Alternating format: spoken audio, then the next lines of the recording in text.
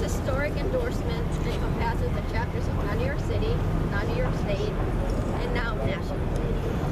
Now New York State is the statewide chapter of now in New York State. It is the largest women's political organization in New York, representing over 40,000 women and men in 24 chapters. The chapter is dedicated to fighting for women's equality and to improve the status of women in New York. It is with great pride that we stand here today to Christine Quinn for mayor on her birthday to share with all New Yorkers the importance of voting on primary day, Tuesday, September 10th. For Christine Quinn. It is a fact that Christine Quinn has by far the strongest record of seats from all New Yorkers. Christine shares many of NOW's values and priorities.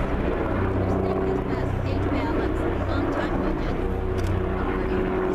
And to name just a few of her accomplishments, she has fought to keep firehouses and libraries open, to preserve child care for working parents, to increase affordable housing, and save the jobs of over 100 school teachers.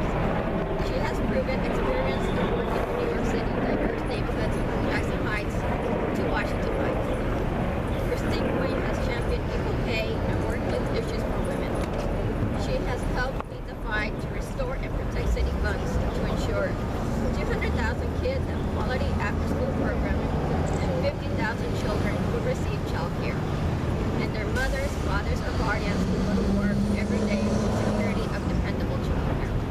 Christine has proven again and again she's tough enough to run the city, has the experience, and can make the hard choices in major phases every day. Now New York State PAC is incredibly proud to join Now National and Now New York City in endorsing Christine Quinn to be the next mayor of New York.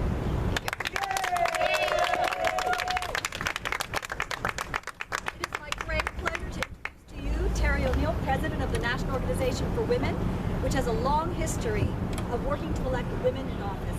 Terry has been on the front line of some very historic, groundbreaking campaigns. She's worked with Hillary Clinton in her quest for the Democratic presidential nomination and with Barack Obama's successful presidential campaign. So it's no surprise to see her stand with us here today to work on another historic campaign to elect Chris Quinn as the first woman mayor of New York City. Yay. Thank you so much, Sonia, and happy birthday, Christine. Thank you very much. So nice to see you. I am proud to stand with my sisters of Now New York City and Now New York State to endorse Christine Quinn for the next mayor of New York City. We view this election as an election of global significance. New York City, let's face it, is a global city, and Christine Quinn represents a historic candidacy for a woman to be as the first woman mayor of New York.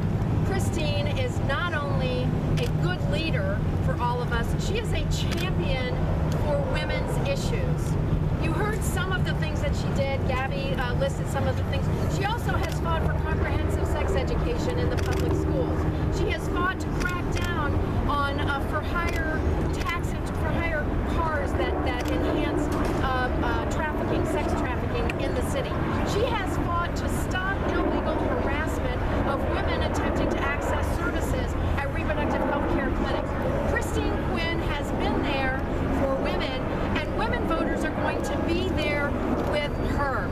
She is the grown-up in the room. She is the right person for New York City, and we are absolutely proud to say when she becomes mayor of New York City, then what is it? I think Gloria Steinem said that the Statue of Liberty would not be the only woman who's has her hand up and leading for women's rights. Thank you so much.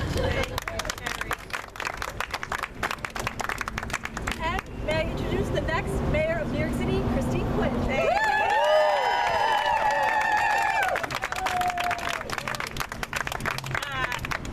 First, let me thank Sonia and Gabby and Zenaida from Now New York City and Now New York State, but most significantly, Terry, I want to thank you and everyone at National. Now, I have to say, when I decided to run for mayor, I hoped I would get Now New York City. And I hoped I would get Now New York City. But I did not ever even think about National. So thank you so much. This is an enormous, enormous, enormous honor. So thank you so much.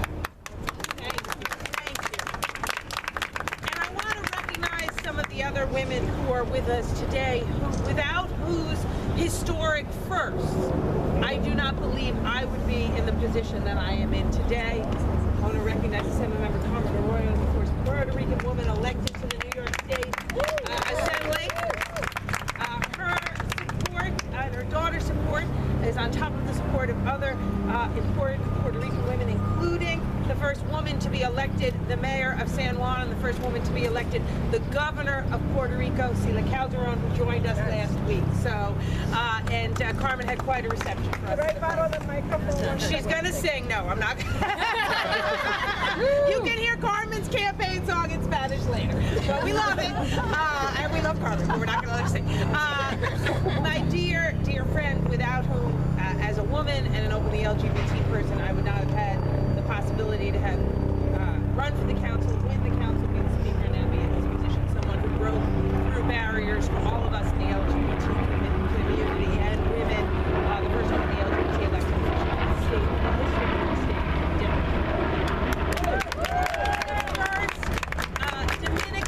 first Dominican woman elected to office in New York's history, the chair of our small business committee, Diana. So thank you.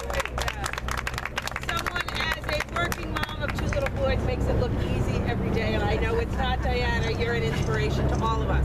We also have some important labor leaders with us today, and I want to thank all the labor unions who supported us, but in particular I want to single out UAW and their regional leader, Julie Kushner. There are not a lot of unions that have women leaders at the high level that Julie is at, so thank you very much. And so many UAW gals, and 1 or 2 UAW guys we let slip into. This endorsement is an enormous, enormous honor and a great addition to the support our campaign has been building across the city, adding on to now's endorsement, to NARAL's endorsement, to the Dominican Women's Political Coalition endorsement, and all of the other organizations that I've already mentioned, the Women's Campaign Fund, the Victory Fund, the Empire State Pride Agenda, the Human Rights Campaign. And I think all of these organizations are standing up, united together, because they know this is the greatest city in the world. And they know what happens here matters to the 8.4 million people who are here, but it also matters to all of those other folks who are dreaming of the chance to come to New York City, to make New York City their home. And they know nationally it matters to urban America, because we know that what we do here in New York City, when New York City is led well, becomes a model for the rest of the country and at times the world. So I'm so proud to have all of this support and humbled by it. I'm proud over the opportunity over the next 48 or 49 days to talk to New Yorkers about my record, about the fact that for the past 8 years as Speaker of the City Council, I've worked with my colleagues and others, balanced 8 budgets on time. The first 3 years of my term as Speaker, when we had surpluses, I did something no other city in America did, certainly something Detroit didn't do. Planned for the future, paid down future bills, and put money in a trust fund.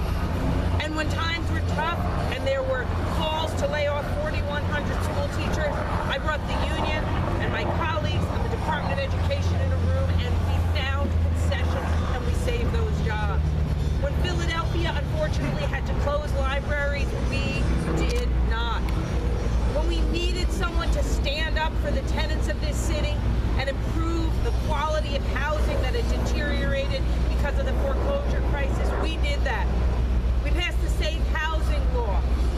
It's improved 5,000 apartments in New York City, eliminated 67,000 housing violations, and made those apartments livable.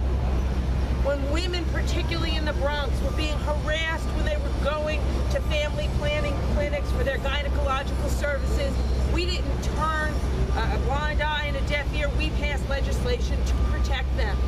And when we heard there were people pretending to be doctors, luring women in need of care and giving them gross misinformation, telling them that if they got an abortion they would get breast cancer, we did something about it. something so significant, we're being sued by the so-called right to life groups. Now, this is right, it does mean you've done something right, you know what I mean? This is a record of delivering for New Yorkers. And it's met also by a campaign that's been about the issues, about a plan to build 40,000 new moderate and middle income housing units to deal with our housing shortage and how unaffordable New York City has become. As Speaker, I grew with my colleagues the high-tech and manufacturing jobs in this city, but we're not going to stop there. We're going to turn the Bronx into a hub to create, build, and retrofit non-polluting trucks, build a technical high school in the Bronx and get Bronx residents into good jobs. We're going to take the success of the Brooklyn Navy Yard and bring it to Sunset Park and create thousands of manufacturing jobs there, and we're going to revitalize the North Shore of Staten Island as an export hub. And while we're doing all of this, we're going to reduce New Yorkers' commute times. New York City has more mega commuters, people who go an hour or more a day to get to work, than any other city in America. We're going to stop that as well. You know, and I mentioned my record and my vision because this is an important job. And New Yorkers need someone in this job who has a record of results, a vision moving forward, and the maturity and responsibility to lead and make this job about New Yorkers, not themselves. So I thank everyone for their support. I know moving forward we're going to make this city a better place for everyone and open up more opportunity for every New Yorker. And let me mention women and girls today while we're standing here with all these great women. Make this a city that has greater opportunity for everyone to live the great dream that my grandparents had when they came here over 100 years ago. You know, they all left Ireland. Think about it, they were just kids. And they got on boats thinking they'd never go home again. And they came here purposefully. Because if you had talked to them, they would have told you they believed this city was magic. They had almost a mythical belief in the power of New York City. That if they came here, they would be free and they would get out of poverty. And they were, and they did, as did their children, get into the middle class. And we're going to make sure that's the truth about New York and that it is stronger and greater opportunity like that moving forward. So I want to thank everyone for being here, and we're happy to take questions from the press. Or not, we still know.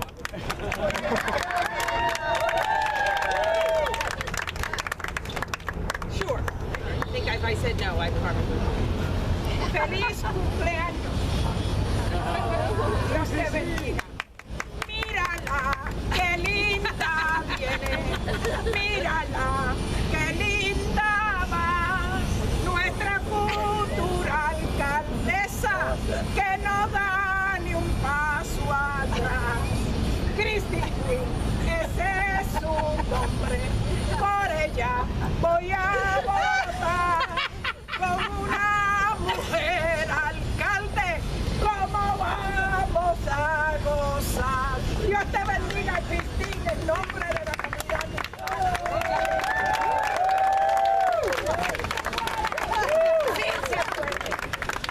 That is part of the adaptation of the Calderon. That's important to note that that is Assemblymember Arroyo's adaptation of Governor Calderon's successful campaign. So it's going to bring us luck.